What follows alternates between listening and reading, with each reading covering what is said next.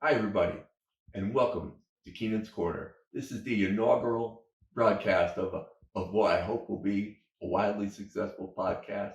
And it came about very organically. About a month ago, one of my best friends, a great Irish musician that I performed with for about 20 years, he brought over his daughter. She's 19 years old, and we had a great conversation. She wanted to go to school to fly planes, $300,000 price tag. She enlisted in the Air Force, and the Air Force is going to pay for a bachelor's and flight school. So we jumped on the computer, had a 20-minute conversation, and 5,000 people were good enough to look at it. And that was the genesis of what's now Keenan's Corner. And today, the first real formal episode, we've got a great guest. I tell you what, there's nothing more rewarding as a teacher. I spent 21 years of my life in the classroom, but to have an impact and a connection with a student, and then see that seed come to fruition and blossom and bloom, and that's really what I've got today. And he was a 14-year-old kid in 1996 when we first encountered each other, and he's with me today. His name is Matt Coyne. He's a lieutenant colonel in the United States Army.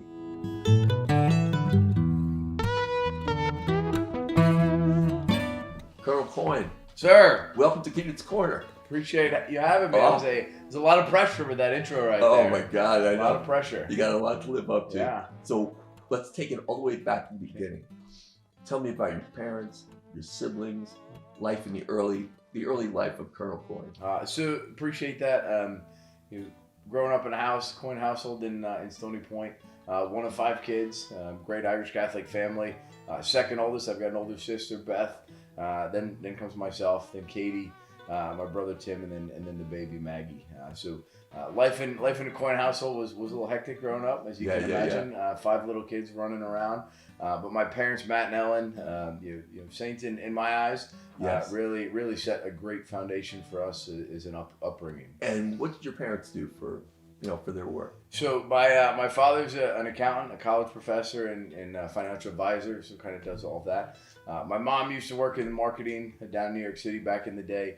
And then as the household got crazy with the kids, She was locked in. She was locked in, and the running joke that we would always say is she's not, she doesn't not work. She takes care of 5 children. Yeah. Full-time job plus some. So Absolutely. would Oh never my say God. she didn't work. She kept us in check. And were you a Catholic school kid? We were. So started at the Marian Shrine with Children of Mary at preschool. Wow. Worked our way up into St. Gregory Barbarigo, right down the road from your Yes. your home parish of Immaculate. That's right. So all 5 of us went through St. Gregory Barbarigo and then on to Albertus Magnus High School. What things were valued in your home? So What kind of values? You talk about values and instilling, what was important to my parents and obviously ultimately to us is our faith. Faith was number one. That was the forefront of every day. We said prayers at night. We went to church every Sunday. We went to Catholic school, obviously. And I remember when you do things like here we are talking in December, Christmas is coming around. Yeah. You went to mass before you opened presents or did anything on Christmas. Yeah. We had a massive snowstorm one year. I remember I was probably about 8 or 9, and we lived around the corner from St. Greg, so we were going to church. You We said, hosted. but you can't drive. Yeah. We could get the sleds and let's go. Yeah. So faith was important, and that was just with my parents and even beyond with the grandparents. Hard work and discipline, right? Standards and structure is important. And I guess with your dad being in academia, how important was schoolwork? Schoolwork was very important. I was petrified every time I came home with a bad grade. You came home from school, you did your homework, you got to play. It was kind of one came before the other. It wasn't we'll get to the homework later. It was important for everything that we did. Big question on my mind. Uh-oh. When was the first time you felt the calling? That's an interesting one, and kind of when can I pinpoint it? I don't know that. I just want to back that up a second.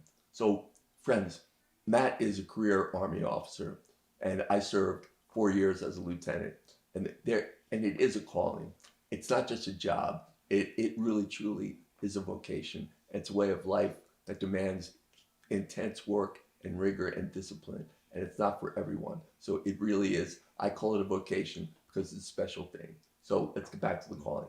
If you look back in Halloween pictures back in the day, I was dressed up as an Army guy. So there was always that inclination. I can't say that I really understood what it meant at that point in time. And I'd make the argument that real first indication or drive that this is what I need to do or want to do was the high school time. And you were part of that conversation. As we talked after homeroom and social studies class, and I picked your brain as you told your story. So that I think is probably that first time that I can remember where it became important or something that was pulling. Yeah, you were a 14-year-old kid, and you would stay after class. What's it like jumping out of planes? What do you do as a lieutenant? What do you do as an ROTC cadet? And I could see like the gears in your mind kind of turning, and like I knew you were thinking about it. Now, who else? So kind of helped form you. So that was one.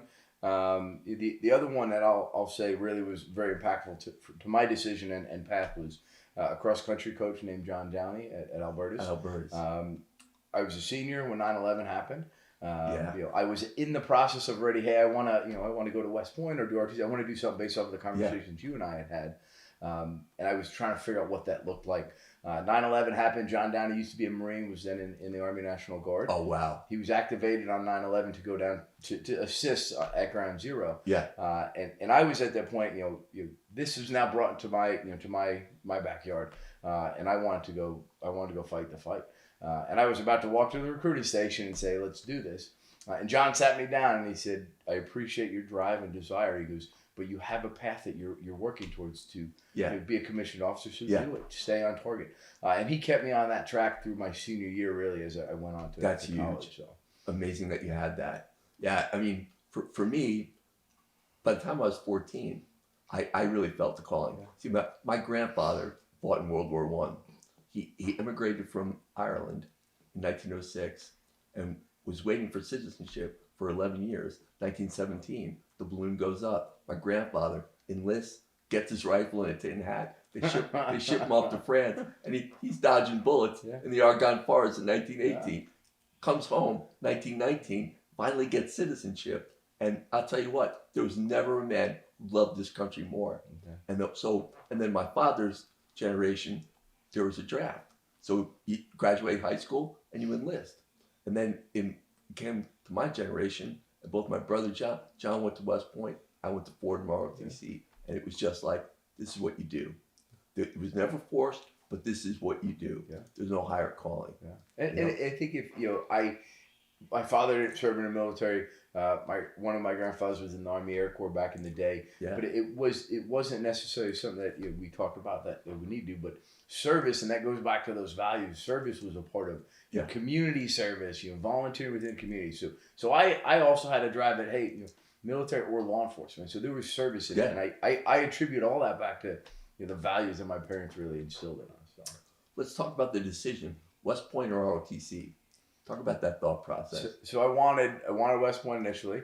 My dad, I remember my dad bringing me up to West Point for the R-Day reception rehearsal with some friends one year. That's an impressive thing. It's a heck of a show up there. So I remember him helping show me that a little bit. And your dad took it to get that. Took me, yep. That's awesome. Growing up by West Point, obviously, going up to either football games or different events and concerts. That was the drive. So I said, well, West Point was kind of what I was looking to do. Yeah. West Point had a different opinion on me. They said, you're not quite there academically where we want you. So that's where ROTC, either one gets you to the same end state. So that's what really kind of said, all right, well, ROTC is where I'm meant to be. You're finishing high school. You apply for a scholarship. Mm-hmm. And it happens. I was awarded a 3-year Army ROTC scholarship to the University of Scranton in Pennsylvania. And that's where you went. And the decision was simple at that point in time. They want me and I want them and they're going to pay for it. Let's go do that. And now, this is after 9/11. Correct. And you make the decision. Yep. How do your parents feel about it? I would say probably a little apprehensive. Not so sure that this was, everything that was coming after 9/11. Honored that I would be willing to do this, but also nervous about what was going to happen. But the conversation I remember having with my mother was, she said, "I'll support you with whatever you choose to do," because she knows I could not support you, and then you're going to go do it, and then we have a strained relationship. But that I wanted to do it, and they said they would back me. In the immediate aftermath of 9/11, what did you feel? I felt anger, anger that this was here in my backyard. Yeah. Obviously, 40 minutes down the road. That day on 9/11, my father was in New York City. He didn't go to New York City very often. He met with some clients. That was the day he was in there. The unknown, to watch my friends and other family members that work down there as law enforcement, firefighters, financial district, to not know if their family, what the status was, to see the harm that happened to those close to me. There was a lot of anger that It stirred something deep. Yep. Deep and visceral. And I had to take action, I felt. And to go back to your words, you wanted in on the fight. I did, 100%. Yeah. Send me. That's awesome. It's my turn, my time. All right. So talk to me, what's life like for Matt Coyne as a young ROTC cadet at Scranton? So I went out there and I truly think hindsight's always 20/20. You look back, ROTC was the right path for me. Yeah. West Point, great education, great school, very structured. ROTC allowed me to kind of learn through some trials a little bit. They gave me some flexibility to show up late or miss some things and get in a little trouble for it, right? Yeah. So I learned a lot. Learned a lot about time management. Learned a lot about prioritization, what's important, what's not. And I learned that PT was important. They whooped us a few mornings a week. Were you guys taking like one day a week of ROTC classes? So we did 3 mornings of PT. Nice. Monday, Wednesday, Friday PT morning. Thursday afternoons we would do leadership lab for 3 hours where we'd learn some of the tactical leadership skills. Yeah. And then we took a military science class during the week. And what about field time? Field time. 1 weekend in the fall, 1 weekend in the spring. We got to go out to Fall FTX. Fall FTX. You know it well. We went to Fort Dick, not Fort Dix. We went to Fort Indiantown Gap, Pennsylvania. I'm not sure where Gordon went. We went to Fort Dix. Okay. And we spent a lot of time at Camp Smith. Okay. Yeah. So we bounced around. But Fort Dix was our place for fall and spring FTX. We were figs staying in the World War II barracks and running around the woods. FTX is field training exercise for the uninitiated. I want to keep in mind that a lot of my audience might not be military, so I don't want to. I'm going to lapse into jargon, but it's just natural. It's as my wife calls it, alphabet soup. We talk all the acronyms. Acronyms. She doesn't know what we're really talking about. I know. All right, so you're in college, and talk to me about there's a big training cycle that you have to go through at the end of junior year. That is advanced camp. Correct. Talk to me about that. So advanced camp for us, I know you were down. You did yours down at Fort Bragg. Yeah. We did ours at Fort Lewis, Washington. So for me, as a college kid, I traveled a little bit with family on family vacations, but that was the first time I got on a plane for a month and a half and went across the country by myself so the unknown was very both enticing, but there was some anxiety. I spent that came 2 years with it. there. Beautiful. 2 Mount Rainier in the background when you wake up in the field. Get this. There's nothing more beautiful. I rented a house, a 3-bedroom house, right on American Lake with two helicopter pilots, and our rent was so cheap. It was $600 divided by 3 men. So we bought a motorboat, and we had a brand new dock. And when I was out water skiing, I had a perfect view of Mount Rainier. This was the life young lieutenant Keenan. Beautiful. Yeah, it was a good life. Oh my God, absolutely amazing. Yeah. And then did you have the anthills? The anthills, the anthills were massive. They're almost waist high out there in the training area. Yeah. Wait, you fall into one of those, that hurts. No, it's gonna be a bad day. Yeah. So you did advanced camp. Now you're in senior year. You're getting ready to be commissioned, and you got to pick a branch. Yeah. So, folks, there's a million different things that you can do as a young Army lieutenant. You could be infantry. You could be quartermaster, which that was my branch. Didn't want it, but that's what I got. That's what the Army gave you. There's a great phrase, the needs of the Army. You may want something, but the Army's going to send you where they need you. And you salute, and you do an about face, and you go about your airborne mission, right? So what branch did you want? What's your first choice? My number one choice was military police. And that's what you ended up getting. That's what I got. And my plan, I had a plan, because we all do, but no plan survives first contact, right? My plan was to go military police because I wanted to do 4 years in the Army and I wanted to come back to Stony Point and I wanted to be a cop. And that was my trajectory and my plan. Be Stony Point town cop. That's what I wanted to do. That's and that was working. So I got military police. So I was very happy with that. you graduate college, and there's a great ceremony called commissioning. Tell us about that. Commissioning to there's a few pieces that go into that ceremony. We obviously honor the traditions of the past, and number one, it's pinning of the rank on your uniform. Yeah, we get to pick who that is. I selected mom and dad to do that. Me too. Because it's Me too. you are thanking them for Yep, supporting yep. you in this accomplishment. That's beautiful. So that I very similar to you. I had mom and dad do that. And then there's something called the first salute, where you get to pick somebody to give you your first salute. I did my Uncle Ben, who had served previously. Yeah. And really, for those that don't understand the significance of the first salute, when you do the first salute, you also give that individual a silver dollar. The silver dollar salute. That dates back, back to the Revolutionary War, when officers used to pay the NCOs a silver dollar a month for training them and continuing their development. Wow. So there's a lot of history and I didn't know the significance. origin of the tradition, but I can tell you that my younger brother John was in white over gray. Oh Yeah, coming out of the whites and grays up there. And I locked him up. And he got my silver dollar. That was great there. All right. Yeah. So you graduate, you got your silver bar, your brand new fresh butter, brand new second lieutenant. What's the first stop? First stop was I actually went back to Fort Lewis, Washington, as a lieutenant to support summer training. So LDAP. Okay. After that, officer basic course. OBC. And where was military police? Fort It's in Alabama, right? It used to be at Alabama. It closed from Alabama and then went to Fort Leonard Wood, Missouri when I went through. So, Fort Lost in the Woods. Lost in the Woods, Lost misery. in the Woods. Yeah. Lost in the Woods, misery. The chemical branch, the engineer branch, and the MP branch out there. So. And you're learning how to be a military police second lieutenant. Yeah. And really, so you're commanding or leading a platoon of MPs. Correct. What's the training like? So the training for military police, officer and then platoon will vary based off of what your mission is. We have multiple functions. We have our garrison mission of law enforcement, right? But we also have the tactical mission, which is what I was driven to at that point in time. Yeah. That's what I wanted to do. We do movement and mobility support. We do detention operations, police intelligence operations. So depends on kind of what platoon you have and what your mission is. So. All right, let's fast forward out of OBC. What's your first stop? First permanent duty station? Fort Stewart, Georgia. Fort Stewart, Georgia. And you get a platoon. So I got Fort Stewart, Georgia.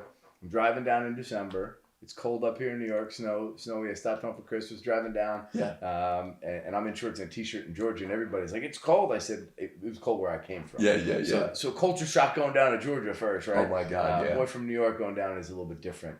I get down there, I sign into that duty station, and they told me that my platoon that I was going to take just got on a plane 3 days ago. To Afghanistan. Yeah. And So said, I want to back up a second. So you're entering a wartime army. correct. Not a doubt. That's what I signed up for. And there's not a doubt in your mind that you're going downrange. Correct. Okay. I'm ready for it. You're ready. You're ready Yeah. for it. And you want it. I did. Okay. 100%. So you're at Fort Stewart, Georgia. And what then? Do you deploy right away? So they put me through a few week train up cycle, and then put me on a plane within 30 days To Afghanistan. to Afghanistan. You arrive. Where do you go? I flew into Bagram, Afghanistan. Went down to see the company at Fob Salerno, I believe it was, and then I went to Fob OE, Organy, which is where my platoon Forward was. operating base. Forward operating base, Organy, to All right. eastern Afghanistan. So Bagram Air Base is it's a city unto itself. Correct. Just this massive place where all the planes are going in, carrying men and material. Yep. Correct. Yeah. Beans, bombs, bullets. You got it. All Things the that go we need. boom. Yeah. Yeah. Things that go boom that don't even start with a B. Yeah. So you arrive at Bagram, then you go to forward operation base. OE. Organy is what it's called. All right. OE. And what part of Afghanistan is that in? Eastern Afghanistan. Eastern Afghanistan. What's the terrain like? Extremely mountainous. Base elevation probably sitting around 6,000 feet Above sea? Wow. And then you're operating at as high up as 10,000 feet above sea level. So When you say operating, what's the mission when your boots on the ground? So our mission down there is we were partnered with the Afghan National Police. So we had to train them and then conduct operations in the area to patrol the districts that we were given responsibility of. So now, typical day, you're out patrolling. What are you doing?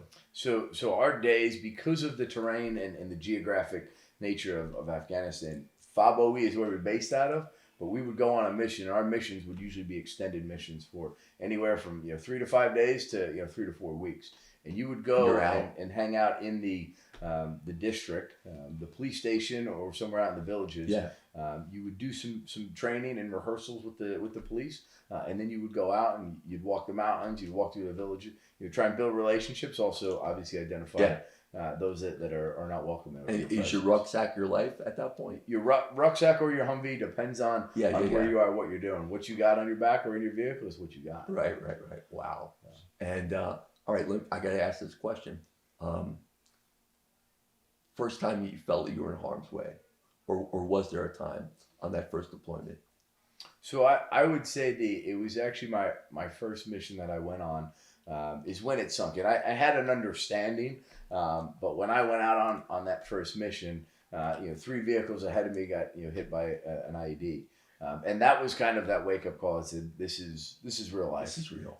This is real. There's people out here that don't like me and don't want me here, and they're going to do what they can. They'd love to kill me. They would love to kill me. And crap. those that I was charged with leading as well. Like that's really what you look at. They want all of us dead. So the IED goes off. A couple of vehicles ahead of yours.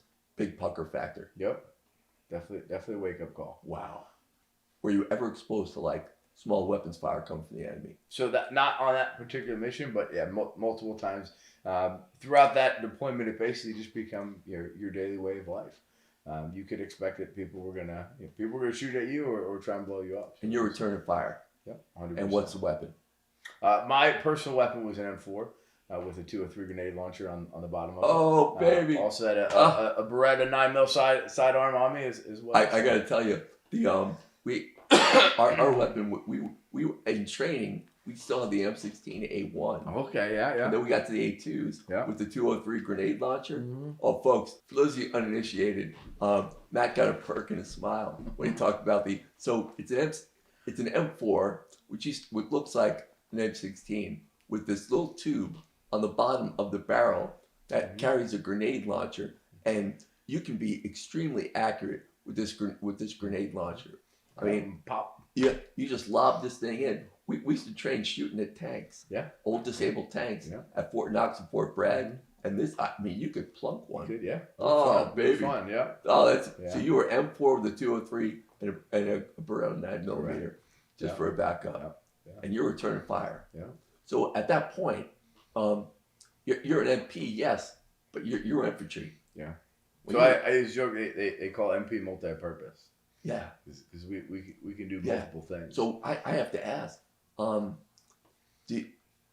though you weren't infantry, did you was there a combat infantry badge or no? So there is. So you've got the it's called the combat action badge. So if you're not infantry, you can get the combat action badge. So you're awarded that obviously if you engage in combat. Yeah. So there you go. You got that. Got that. That's one thing. That and Purple Heart, I tell people it's okay without getting those two things. Yeah. You're fine. You might think you want it, but it's okay without it. Right. So obviously, follow on question.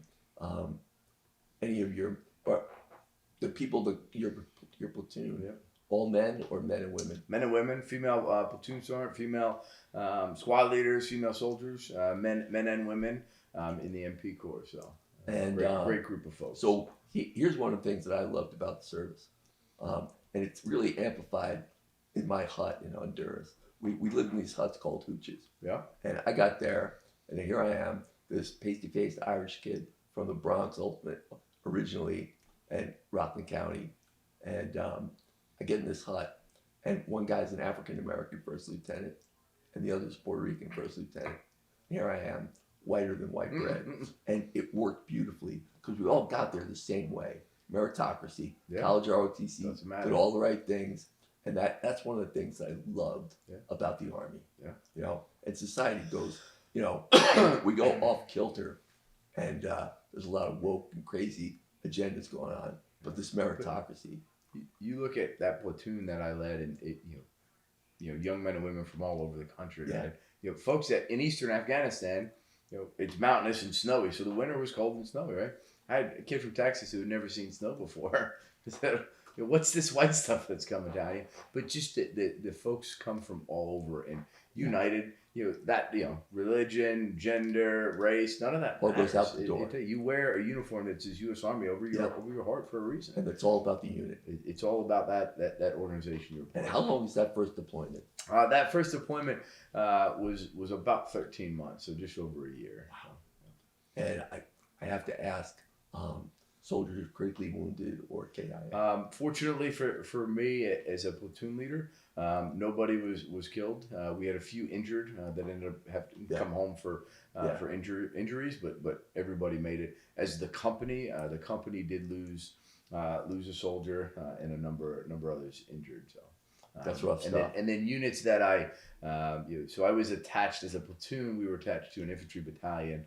And there was a patrol we were on where First Sergeant was killed. Not my First Sergeant, but another First Sergeant. Yeah. So there was a number of folks I would say close to us Yeah. that obviously lost their life, and that obviously is tough. Very tough. Wow. You know what? Let's take a break right there. Okay. All right? Yeah. Because that's actually a good place to take a break and let me recline. Yeah.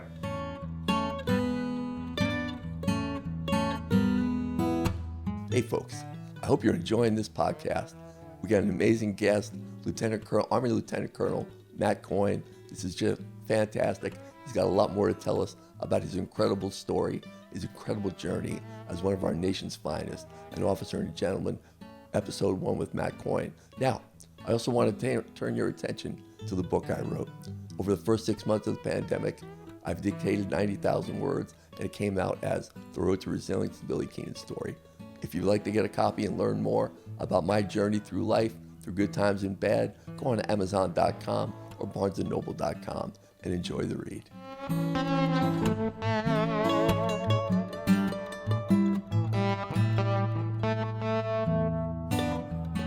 So I'm here at Keenan's Corner, the initial broadcast.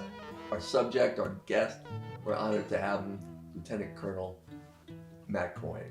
So let's go back to now. Are you Second Lieutenant Matt Coyne on that first deployment? During that deployment, towards the end of it, I got promoted to First Lieutenant. All right, beautiful. And was that a 24-month promotion? Yeah. That's what it was. Show up, have a pulse, don't get in trouble, get promoted. And easy day. how much? What's the pay bump from Second Lieutenant to First Lieutenant? Honestly, I don't know, but it was great because I was on a deployment. I wasn't paying anything. Oh, so you were racking up money. Banking away. You had a huge bank account. Calling Dad the financial advisor. Where do I invest? Did you have a promotion party? So for that promotion, I did not because I was downrange in Afghanistan. So I told the soldiers, go to the defect. It's on me. They Oh weren't my paying God. anyway. So What'd you guys do on that first deployment for downtime? for downtime, we fitness was important, right? Yeah. Folks like to work out. Obviously, do what you can. We only had so much. And then we had the MWR Center, so Morale, Welfare, Recreation Center. They had a little basketball hoop in there, so folks could play some basketball. And then they had big places with video games and TVs and what little downtime. That's really what you do. Read books, watch movies, and that's about it. Basically, you guys were sleep, check out gym, and mission. Refit your equipment, take care of your clean weapons, clean Humvees. Do maintenance and get back out and keep going. And you got a female first sergeant. Female platoon sergeant, yep. Oh, platoon sergeant, right. Yeah. Good relationship. Yep, very good relationship. That's awesome. Yeah. Okay. So you're there for 13 months. That tour's winding down. Where do you go from there? We redeployed back down to Fort Sioux, Georgia. My folks and all my siblings came down, so it was a great welcome home ceremony. We celebrated Christmas when we came home that May time frame. I think it don't matter. Christmas, the family was together. What's the flight time from Afghanistan? Well, from Afghanistan, we had to go through Qatar. We had to go through Kyrgyzstan, Germany. So it was a multi-day trip getting out of there and getting home. So. And what are you flying on? C5 Galaxy? No, actually, they fly us on contracted commercial air out of there. All right. So kind of normal aircraft, but it's all military. It's contracted out. So. Yeah. So at this point in your life, you're young and single and looking to mingle. Yeah. Having a good time. Oh, that's beautiful. So you go on deployment. You don't have to worry about what's she doing, what's going on. Nothing to worry about. Beautiful. Good for you. So you're promoted to first lieutenant. And you're back at Fort Stewart. Yep. And what's the gig? What are you doing? So now I transitioned from a platoon leader to the company executive officer. And tell the uninitiated, what do you do as a company XO? Company XO, you do everything the commander doesn't want to do. You get to do all the not fun stuff. So you're basically responsible for the logistics, the maintenance, the arms room, the chemical, the signal, all the the inner workings of the company. And making sure the company commander's orders are executed. That's correct. Yeah. Making sure they look good in everything they do. How long are you in XO? I was in XO for just shy of a year. And then I went to the battalion. It's a good gig. It's a great gig, yeah. And Yeah. great company commander, Rich Stearns. He's the individual who's promoted me for every one of my promotions in my military career. Yeah. That's a big relationship. He's done every promotion for me. Yeah. I had a great company commander, Don Hurley. He's a retired colonel now, living out in Wisconsin. We're Facebook friends. I was his XO, and I just made sure that the old man looked good. Yeah. 100%. That's a great gig. Now, the dreaded gig. Folks, being a platoon leader is the best. I mean, it was crazy for you because you were downrange. Yeah. Being an XO is a great gig because you're still at troop level. You're kind of moving and grooving, very little downtime, and then everything screeches to a halt. And we get to the most dreaded gig as an Army officer. Staff officer. Talk to me about being on staff. So then I got to go rotate up to the battalion. Worked in the battalion S4 shop. Was a little upset at first that I didn't go to the S3 shop because S3 operations, everybody wants that, right? That's where I ended up. But hindsight's always 2020. It made sense. The S4 shop allowed me to understand about logistics. Right? How to manage property accountability, which you have to sign for as an officer. Yeah. As a company commander, that's massive. So although staff officer time was never the most fun. Being in the S4 shop, I wasn't thrilled about initially, but as I looked back, it made sense and it helped my career. How long were you on staff? I was there for almost a year before I went off to the career course. Oh, okay. And the career course, in my day, it was called the advanced course. Yep. Officer advanced course. Correct. That would have taken me back to Fort Lee. Where does that take you? That took me back to Fort Leonard Wood, Missouri, captain's career course. And you're a brand new captain. Brand new captain, 6 months hanging out in Fort Lawson in the woods. Wow. And what are you learning there? Is it preparing you for company command?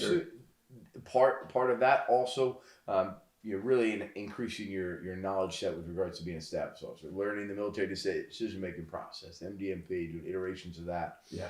What supply accountabilities? What do you have to do administratively? What are the requirements that come with the company command role? So. All right. Out of the advanced course, where do you go? Fort Drum, New York. Ooh.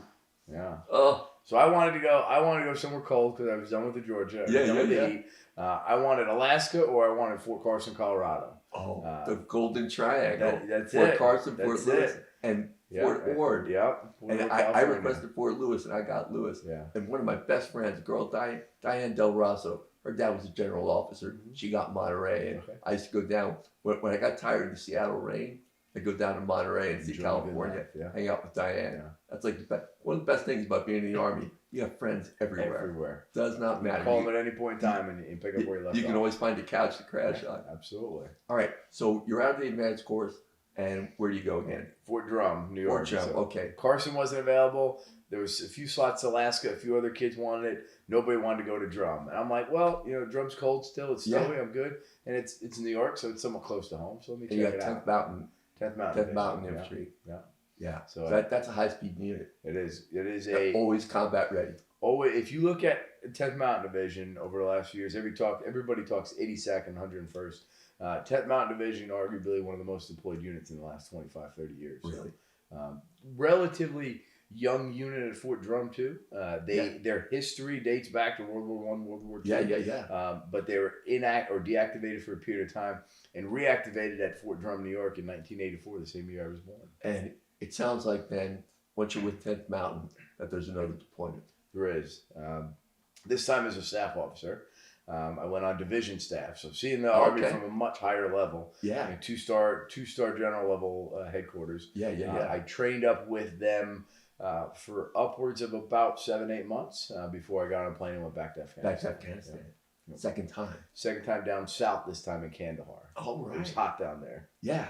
And Kandahar is kind of a bustling city. It is a bustling city. Also, it's the birthplace of the Taliban. birthplace of the Taliban. Taliban, yeah. Lots of bad guys down A lot of there. bad people down Lots of there. bad people down there who love to kill you. Yeah, 100%. Being that you're on division staff, are you out and about, or are you pretty much locked in? Pretty much locked in, not out and about randomly here and there for Yeah. different things, but mostly locked in. You're good at bad in that sense. Obviously, a little bit safer of a deployment, right? But also then a little bit more frustrating for me because I wasn't in a fight. I felt Right. that's where I wanted to be. So we had to witness the tragedies of KIAs coming in on the airfield, right? Yeah. But we weren't in the fight. I wasn't there, so that was actually Tough year. a tough year in that sense. Not because I was getting shot at and blown up, but because I wasn't there and I wasn't able to do that. So Staff was time different. is Yeah. staff time can be very difficult. But it's also critical to obviously ensuring that career. those out there need it. Yeah. So So how long is that tour? that's a 12-month tour.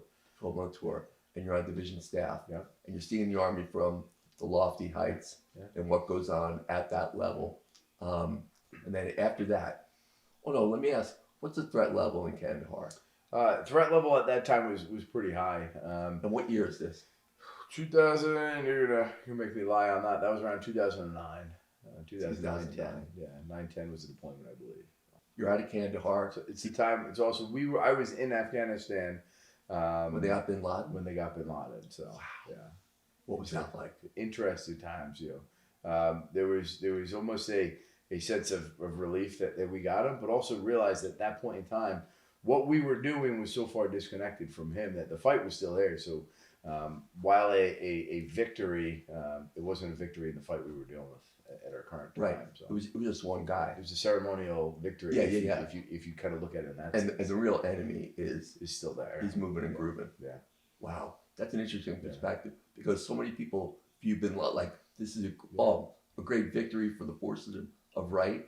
Yeah. And really it was just one guy. Well, and that's what they say. So the calls from home and does that mean you guys get to come home now? Like no, it's No. like one individual, Yeah. right? There's a million other that's what it guys is. here Yeah. with evil intent. 100%. So 12 months there. Yeah. That tour is over. What's next for young Captain Coyne? Come back to the mighty North Country of Fort Drum, Fort New York. Drum. Reset. Wait, at this point you're still single. Still single, yeah. Good for Yeah, you, but bro. I got a dog at this point in time. So Oh, nice. Me and Miss Bailey are running around, so she's my partner in crime. So Beautiful. she's the one that then got to go home and stay with my parents every time I deployed. Oh. So my parents we never had dogs growing up. So Yeah. so it was everyone was shocked when they accepted a dog in the house for Right. for my deployment. And you're back at Drum. Yep. You've been a captain for, now going on about 2 years. and you're looking for a company For command. company command time. So transition from the division down to the MP battalion. I'm slated against the mighty 543rd MP company, Warhawks, Yeah. to take command. I take command, and immediately upon taking command, I'm told, "Hey, you're deploying the company." So I go right into an 8-month train up to deploy the company a year later. So Back to where? back to Afghanistan. Jesus. Yeah. So I should have just bought real estate the first time Oh. I went there. I mean, let's back up. Let's back the truck up here. 3 deployments to Afghanistan in the space of what? 5 years? 6 years, yeah. 6 years. Yeah. So That's crazy. alternate And years. now this time you're going back as a company CO, company commander. Yeah. All right. So again, for the uninitiated, what does a company commander do? What's the size of the unit? So the company command, an MP company, every obviously branch is different. We're MTOT, our authorized strength is about 150. So you're responsible as a company commander for training, the training readiness, the administrative readiness, the welfare of every soldier within your command. So I was charged with training them up to deploy and effectively taking them on a plane and into combat and hopefully bringing them home all in one piece. Wow. And what's the length of that tour? That tour was 9 months. The Army had transitioned down to 9-month deployments at that point in time. What was the purpose of that? So, Avoid burnout? Or? so it was kind of twofold. There's a few things how you looked at it. When you do 12-month deployments, everybody's got to take mid-tour leave. So everybody's got to rotate home for 2 weeks. Oh, right. Yeah. Which is a good thing. When you get down to 9 months, you don't have to do that. So you could get the whole unit over there, effectively work together for 9 months, and then come home. And get them out. As opposed to losing unit for using folks for redeployment. R&R. So where were you stationed on that tour? That tour we started up in where did we start at? Fob Lightning, back in RC East, and then moved our way down to we were relocated to Jalalabad. So we base out of Jalalabad up in the Kunar River Valley. And what's your core? Like, what's the are you at operating base or? So we were at the company was spread out at multiple different operating bases. At a patrol base for a period of time. Patrol base Pulley Alam we owned. We owned a few or operated a few other bases. And we did a little bit, that deployment, we did a little bit of partnership with the Afghan police, but we were starting to transition as a nation to kind of withdrawing our footprint. So we transitioned to some of the withdrawal missions. And this is 2010? No. This is what? What year is this? 2011, 12. And you're back there as commander. Yeah. And again, the tour is 9 months. 9 months for this one. All right. What goes on in that tour? What's the mission of the company? How mission achievement. How do you feel about what you're doing? So I tell you, as a company, we had a great company. The soldiers worked hard. They did what we were told. Our mission changed, as I said a few times, because of the overarching political landscape of we're drawing down forces in Afghanistan. So we were actually responsible for some of the retrograde operations, and not necessarily fighting. At that point in time, there wasn't a whole lot of fighting. We weren't going out and doing aggressive offensive operations. Not like first tour. No, we weren't. We as a nation, we as an army, were not in the offensive mindset then. We were into more of the stability, rebuild, and retrograde operations there. How do you feel about that? So do you think that's where we should have been? I struggle with that quite a bit because I looked at the areas I was as a lieutenant and the areas we went and fought and what we did. Yeah. And then fast forward a number of years where they were now, they were worse off than when we were there. So yeah, that's tough. I felt like in certain areas and aspects we were going backwards. And I think part of that looks as you look at what was our end state, what was the goal we were trying to. And if you go back to World War I and II when our parents' generation fought, they got on a plane and went to war in combat, right? And they either died or came home when it was over. Whereas we just would rotate for 9-12 months. So we knew there was an end state. So by knowing that there was an end state, were we ever really committed to whatever that desired goal was? What does victory look like? How do we define it? How do we get there? Yeah. So I think that's where a lot of the struggles at. But I know as I look back in retrospect, I think we didn't really know. We struggled with that. And that is a problem. Yeah. And that comes from the highest level. Yeah. Because what does victory look like, and when do we declare it? Yeah. And because that's got to be the goal. Yeah. World War II. Hey, let's go over there, kill the bad guys, come home, and come home. Yeah. And it's over. Yeah. We were fighting. Folks that we didn't necessarily know who was the enemy. How do you define that enemy? And then are you guys trying to nation build at the same time? 100%. So. Building up the police departments, building up their rule of law capacity, building up their infrastructure. We were trying to do all of it. All right. On a lighter note, USO tours. Anybody famous come through? Toby Keith came as when I was a lieutenant, so I saw Toby. Oh, Keith. we love Toby. Yep. And he loves the military. Yep, sure does. God bless him. Then Robin Williams came down when I was in Kandahar, so I saw Robin Williams. Oh my God! Yeah. I bet he was great. That was great. That was awesome. I can't remember. I don't know that I saw anybody my third deployment. But, Right. But yeah, so definitely saw a few of those though. And third deployment, is there a girlfriend? Is that anything happening there? No. I was just train deploy. I was focused. Me and the dog, and we were good. So you know what, man? That is awesome. And how old are you at this point? At that point in time, I was probably late 20s. So late 20s around that time. Yeah. Everybody around you getting married. Everyone getting married. Trying to make it home for the weddings when I can, but it was just kind of a train deploy, focusing on any time I was somewhere, that you just got notice of another deployment coming, and I said at that point, that's where my focus is. And KIAs, WIAs brought the whole company home. Oh, good for you, man. Very, very fortunate about that. Oh, that is a blessing. Very fortunate. Thank God. Come home from third tour. Yep. Coming home to where? Coming home back to Fort Drum, New York. Back to Drum. Yeah, back to the Great North Country. Bought a house up there at this point in time. Did you? Good for you. So I'm getting situated in my bachelor pad. Loving my time at Fort Drum, New York. Give up company command and go up to staff. Yeah. But I know that it's transition. I have and a piece. Where are you on battalion staff or? Battalion staff. So now I'm in the S3 shop. Oh, I'm in AS3. Good. So I'm doing operations. S3 for the uninitiated. This is operations. Yeah. So this is where really all the training and really wartime missions, getting ready for doing what you do. It all comes from the S3. It's operations. Yeah. And you are the S3 or the assistant? AS3, assistant Okay. S3. Getting ready to PCS, so permanent change of station. Getting ready to move. At a juncture in life, figuring out, do I want to stay in or get out? Yeah. So I'm working through that process.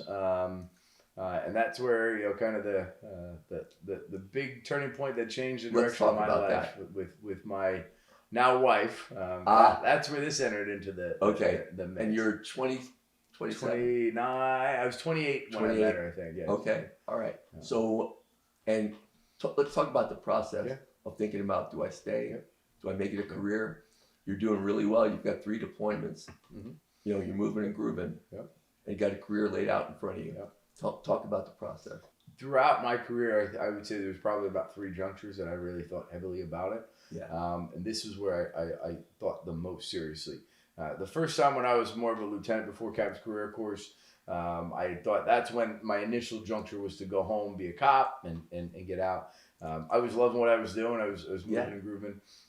When I was a captain at Fort Drum after that 3rd deployment, I thought very heavily about, do I get in, do I stay in, or get out? And at that point in time, the deployment landscape, things were starting to change. The drawdowns in Iraq and Afghanistan were ongoing. So I started to say, well, maybe I've got to see what else is beyond there. I was also approaching that 10-year point. You know, that tipping point. Once you get over 10, you're on the over the hump. You almost have to go. So I made serious, considerations.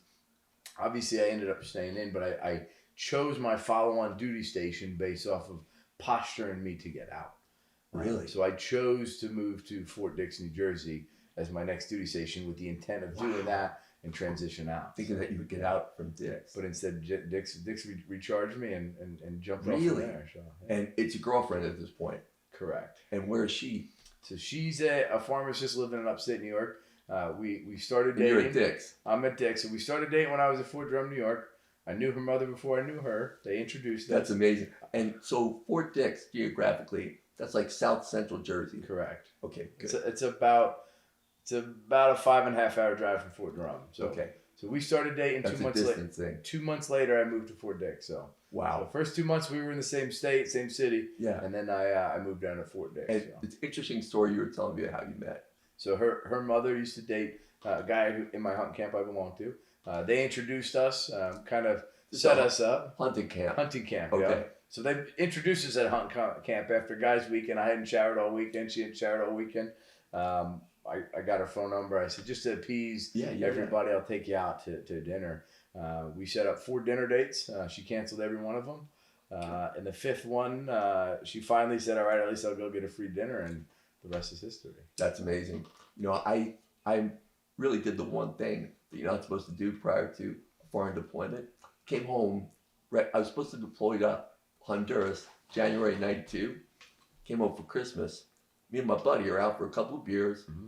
You know, not expecting anything. I'm not looking for any romantic entanglements. I meet a girl from Stony Point, whose family I'd known all my life. I fall ass over tea kettle in love with her. Went home that night, December 27, 1991, pulled out my journal. I had a 3-ring black army binder. Yeah. I knew I'm going to Honduras. I want to journal everything. I wrote these words, 27 December 91. Tonight I met the girl I'm going to marry, and her name is.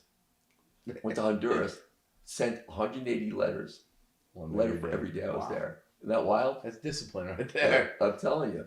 And of course, I blew the whole thing later on and never married her. Sad to say. But now, so you're at Dix, and you're on staff. So I become the S3 at that point. You're the S3. battalion S3 down at Fort Dix. And your rank? I'm a senior captain at that point. How many years do you have to be a captain before you pin on the OP? Around 10 years. About the 10, 11 year mark is when you As a captain? Yep. Wow. Yep. So you're a captain for a long time. Yeah. And you're only company commander for a short time. Yep. And you spend all that time on staff. Yeah. That's got to be the hard decision point. Yeah, it is. 100%. You know, because you're going to spend a lot of your time crunching numbers, making PowerPoint slides. Yep. Not in the trenches with soldiers. Giving briefings. Yeah. At this point, talk about mentors. You know, senior officers really had an effect on you, guided you. So I would say, and I'd say there's 3 folks out there that stand out that I consider true mentors, and 2 officers and 1 NCO.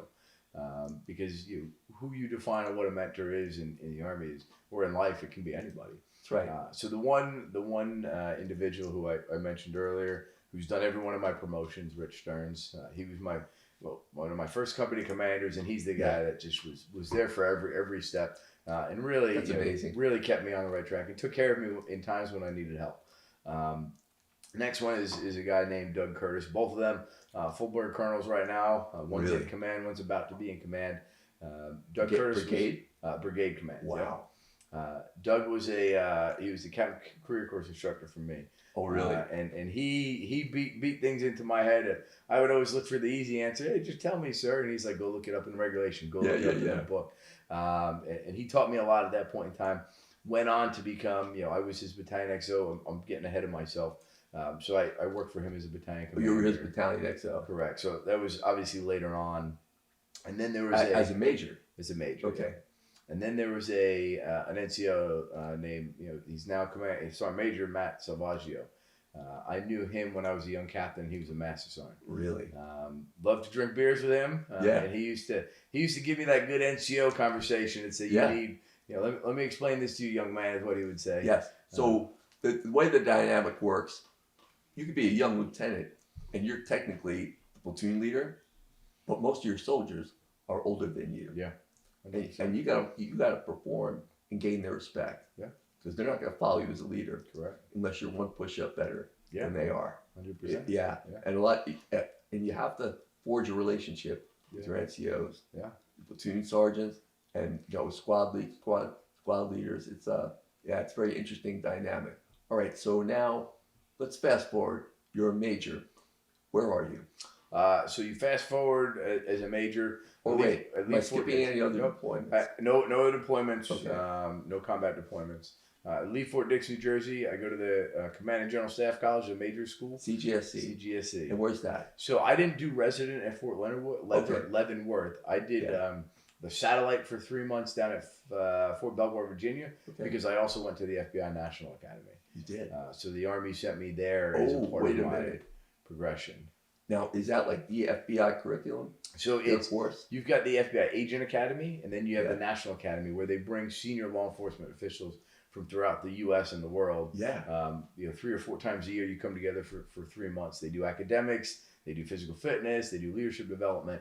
That's a high-speed school. It sounds like a great school. It's an awesome school. If you're thinking of making a career, that's a good ticket to punch. Absolutely. Wow. Also make connections for life after. Life afterwards. Yeah.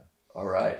So at this point, you pretty much decide you're going all the way. 100%. I'm in. 100%. I'm over the hump. I'm at that point with my now wife, and she said, "You're over 10. You got to stay." And she was on board with. And you're at Fort Belvoir. Fort Belvoir, Virginia. Yeah. And you hang there. How long are you there for? 3 months at Belvoir and 3 months at Quantico, Virginia. All right. And then we get on the plane to Korea. Now wait, that's not a hardship tour anymore. It can be, or you can bring your family. You can go accompany. Yeah. So you bring your wife to Korea. So we get married. I go to Belvoir for 3 months. I go to Quantico for 3 months. She's still in upstate New York. Yeah. And then I'm going to Korea. I said, you can stay in New York or come with me. She goes, we've been married for a year and we've never lived together. So I'm on my way to Korea. Oh my God. So is that like a 1 year honeymoon? It was 2 years. 2 years. 2 years. And I got there before she did. I set up where in Korea are you? Camp Humphreys, Pyeongtaek. Pyeongtaek. Where's that? Like south of Seoul, an hour south of Seoul. I'm thinking like Busan is like the very south, the very bottom, the very south. Busan's down south. Seoul is the major city, and then you've got the north. So we're kind of in the southwestern, or the middle western corner. And you're in Korea. Now my impression is it's either too hot or too cold. Correct. I'll agree with that. How did your wife like Korea? She cried getting on a plane going over there because she didn't want to go. And then she cried coming home because she loved it so much. Didn't want to leave. Met great people. And what was your job there in Korea? I was a battalion XO. Battalion XO. So you're a major working as the right hand man of a lieutenant colonel, battalion commander of a 1,400 soldier battalion spread throughout the entire. Oh my God, that's a beefed up battalion. It's the big battalion. Holy cow! Yeah. Now let's talk about other parts of Asia that you got to. Okay. We took trips to Thailand, Philippines, and Vietnam. And then my wife actually went over to China with my lieutenant commander's wife. So Really? my boss and I said we're gonna skip the China trip. You girls go. For reasons to skip China. The whole security clearance aspect. I just didn't. I mean, we could have done it. I just didn't want to. I just didn't want to put myself in that boat. Didn't want to deal with it. Deal with the invasion of privacy that happens over there.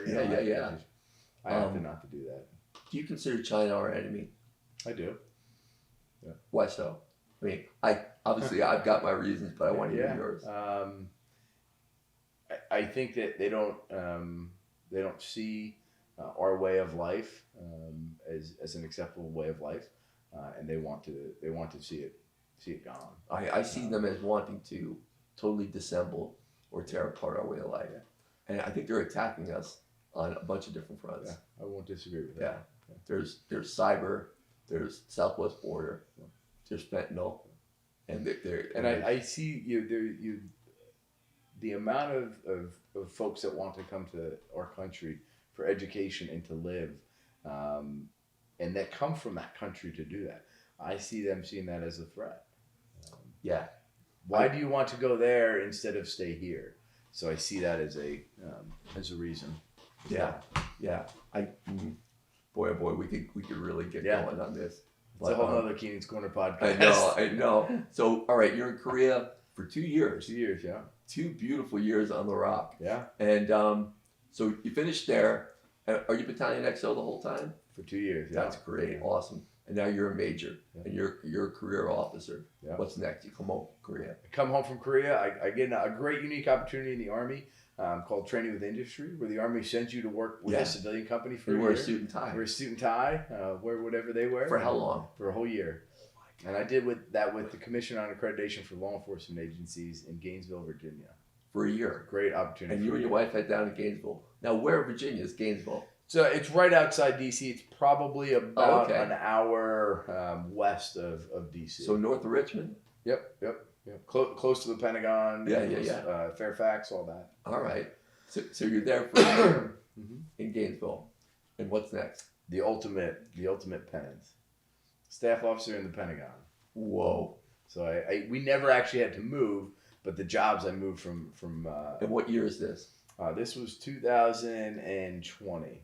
And you're a major? I'm a major. And you're at the Pentagon. I'm becoming a senior major now. And what are you doing? I worked as the chief of the support branch for the National Military Command Center. So I ran the access control, the project management, anything that happened in the command center. I was responsible for the administrative, the physical security. And at this point, are you still in the MP world? So in this job, I am. That's an MP because of the security piece. And that tour, Pentagon, how long? 2 years.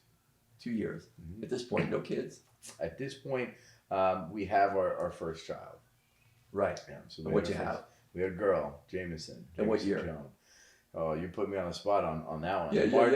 She was. How old is she? She's now 3. So she turned 4. So 2020. 2020. Yeah, so right after we got back from. And how old are you? I'm 39. From the perspective that I have, I would look at you like a genius. You know, you got your career all set. You found the girl of your dreams. You've been all around the world together. Yeah. You have this 2-year honeymoon in Korea, seeing all parts of Asia, and it's a beautiful thing. Now you come home and start a family. Yeah. You're a 39-year-old dad. Yeah. For the first time. Yeah. And again, where are you? In Virginia. In Virginia, at Gainesville. Yep. You're your first child. What comes after Gainesville? Moved to the Pentagon. Do my tour there. And how long? 2 years. 2 years in that job. First child. Also the time when COVID hit, the pandemic. Oh man. So it was a blessing in disguise. I look at it. As new parents, we went into the hospital. COVID was this thing that people were talking about. We came out of the hospital 4 days ago, and the government was effectively shutting down. So New York was obviously the hub. So the family was up here. We didn't let anybody come visit. Yep. So frustrating and tough in that sense that you want your the grandparents to come see the kids, but we couldn't take that risk. But at the same token, it allowed us as a young married couple and a new parents to figure it out, right? And were you home all the time? So I took 2 weeks off, but I was not actually. My job in the Pentagon required me to keep going. You had to go. So I still went to Was work. the Pentagon like a ghost town? It was like a ghost town. That's crazy. They shut down. And Who are you directly reporting to? I directly reported to the J-36, so it was the National Nuclear Command Director. 06? So, A colonel? 06, yeah. 06, okay. Yeah. Right. Yeah. And you're in the Pentagon for 2 years? 2 years, yeah. And then what comes next? Professor of military science. This is where And life comes full this circle. is your current assignment. Current assignment. This is And where things come full circle. You are the professor of military science at what school? Syracuse University. And you arrived there what year? 2022, summer 22. So you just got there, Just really? got there, yeah. You're there for a year. Uh-huh. And what are your duties? I oversee the Army RTC program at Syracuse and its crosstown schools. And now this time you're a lieutenant colonel. Lieutenant Colonel, yeah. So I got promoted when I left the Pentagon. The month I left the Pentagon to move to Syracuse, I got promoted. And folks, I got to tell you, this was the rank. If you're going to be a career Army officer, you got to get to lieutenant colonel. 20. In my case, I kind of detailed very quickly my falling in love with that girl, and I ended up getting out. One of the worst.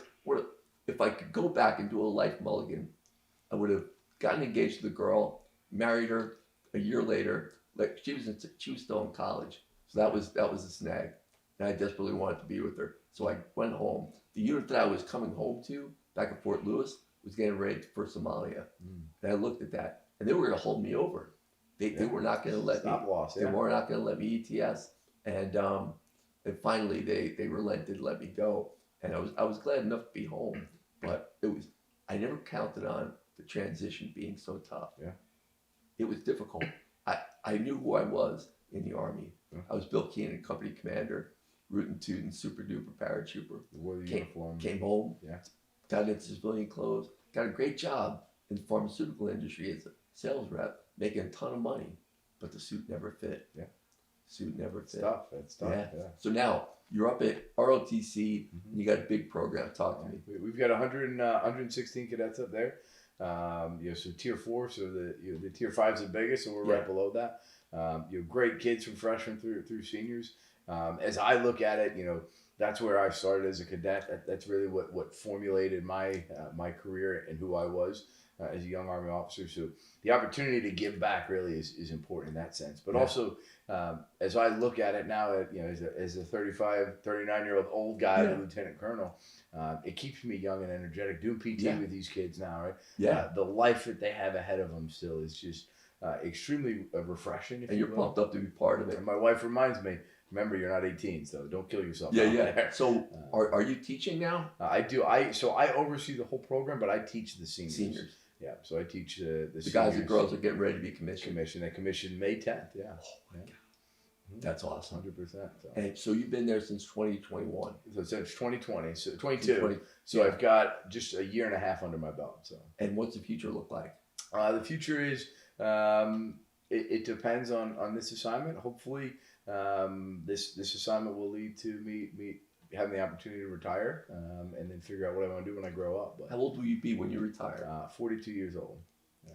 Folks, so we got commissioned at 22, did incredibly distinguished 20, you're going to do 20 years, went downrange, deployed 3 times, Afghanistan, and for good measure, Afghanistan. One more time, why not? And the first time, people were trying to kill you. I'm sitting here and I'm thinking about you as a 14-year-old kid who started that journey and just asking those first questions, and now seeing you as this man in full. You've gone and done it, and it's like, my heart is just near bursting. I'm so amped and pumped to get this out, but if you let people see it. If you look at your life as a teacher, right? Obviously your Army life into the teacher. Had you not had those conversations with me, who knows where my life and so the impact that I see is the impact that you've had on me is number one, appreciated, but love to see it come full circle here and have that conversation. It is amazing. Later, it's amazing. I came across Matt. I was at an event at our alma mater, Albertus Magnus, and you were the first person I ran into, and you told me that you were one of the 2 key people, and I was just like, wow. When I gave my acceptance speech that night, I finished by talking about you and that connection and how, the circle, it goes full circle. And here you are, like a fully formed man, 18 years into a beautiful career with a wife and 2 kids and something else happening. And another one on the way in February. Good God. Mm-hmm. Yeah, and you'll be what, 40? I'll be 40 or I'll be 39 still when this one's Wow. born, almost 40. So. Amazing. Yeah. And you were retired at the age of 42. Yeah. 100%. Full pension, full benefits for life. Yeah. And are you starting to think about life after the Army, or is we it a are little premature? You know, it's absolutely, and I'd make the argument that you're always thinking about what's next, because you got to start making those connections and relationships. Yeah. So, you know, there's a part of me that says I want to continue to do some sort of government service. Yeah. There's a part of me that says I want to, I enjoy the teaching, becoming passionate. Yeah. So maybe that is something I want to do. You could teach. Yeah. Or be a professor. Or I could, just buy 200 acres and have a farm. There's options out there, right? That's the good thing about beautiful thing. It's a good thing about the career in the military is it's provided me that ability to make those decisions and have options. So, and you've got it all in front of you. Yeah, 100%. At 42. Yeah. Last thoughts. Looking back at your career, just give me a sum up of your entire career, feelings and observations. No, number one, I'm not sure where it went. Just amazed that it's having this conversation, saying looking back on almost 20 years ago, and it seemed like yesterday. I was in high school and going off to college, right? Yeah. But the opportunities that it's provided me is really endless, and the people. So you take this back and you talk about the values, right? The values that my parents instilled, the faith, the family, the hard work. Yeah. It was all because of those that allowed me to be successful, right? Yeah. Hard work that, my dad had me painting the house at the age of 4 years old on the roof, you going to, showing the importance of faith and family, right? Family matters. So really, it everything that was instilled in me as a young man, as a young kid, and then as a young man, came to fruition throughout my career. So. Yeah. So this is the kind of thing now where you have local heroes. Matt's a kid from Stony Point, New York. If you pass him on the street, you would never know that you went to Afghanistan 3 times. And so many of the older veterans that I have contact with, and we talked about some of them earlier off camera. And the fact that these guys won World War II. Yeah. They stormed the beaches at Normandy. They climbed the cliff at Pointe du Hoc. They did things that we could not ever imagine doing. And these guys were 18, 19 years old, and they're heroes right there in front of you. And it's such a beautiful thing. So I'm going to close it, Matt. And for my friends here, folks, that's going to put a bow on Keenan's Korner, the initial podcast. And there's going to be a lot more. But my God, Matt, we got off to a great start. Thank you so much for doing this, brother. Thanks for having me, sir. And good luck, Godspeed on the way in. I appreciate it.